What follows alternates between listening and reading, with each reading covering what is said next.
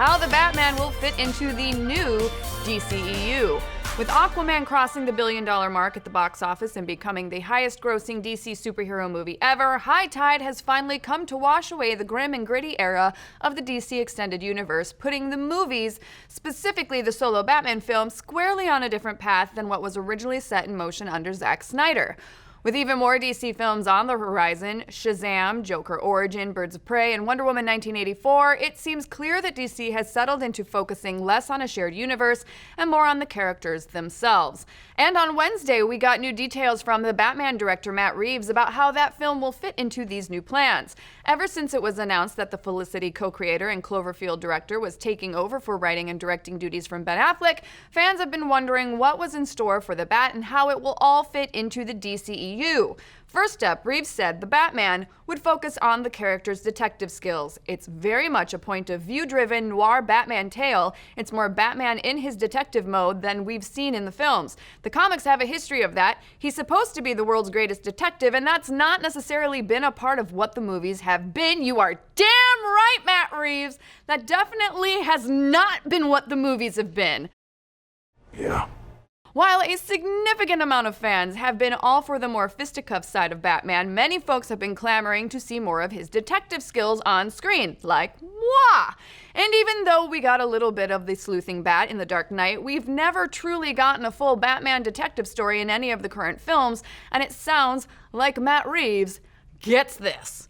He also added that casting would begin soon and that there will be a rogues gallery, which brings up the question of who will be part of the Batman's rogues gallery. Happy Halloween! Supposedly, this film will not be based on any previous comics or movies, but we wouldn't be surprised if some of the mystery/noir elements from the Rogues-packed comic series The Long Halloween influences the flick in some way. But how will all of this fit into the DCEU, or will it? In the same article, Matt Reeves had this to say: Warner's believes they don't have to try to develop a giant slate that has to have all the plans for how it's going to connect. What they need to try and do is make good movies with these characters. And Warner Brothers' plans towards more character pieces seem to track with what's going on over at DC Comics. Ever since the Rebirth relaunch a few years ago, creators have been told to focus less on continuity and more on telling a good story first and foremost. And that directive seems to have worked because DC Rebirth has been considered a resounding success. So it sounds like the marching orders at Warner Brothers have been not to worry about film continuity, and that seems to be working great so far based on how well Wonder Woman and Aquaman have done.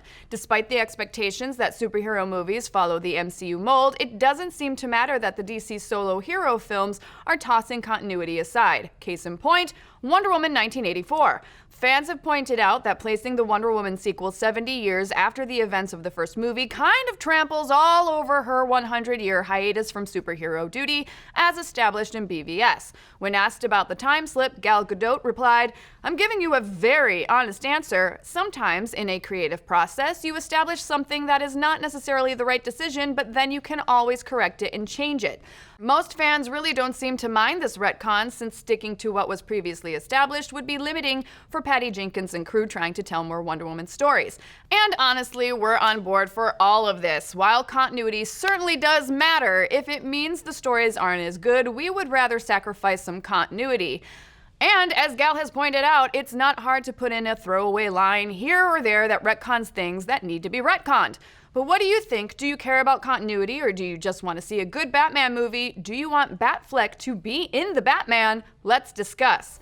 Be sure to like, subscribe, and mash that little bell to get notified every time we drop a new video or go live with the show, like when we broke down the 8 hidden details you missed in the Birds of Prey teaser. Check it and all of our other deep dives into everything you love right here on Nerdist YouTube.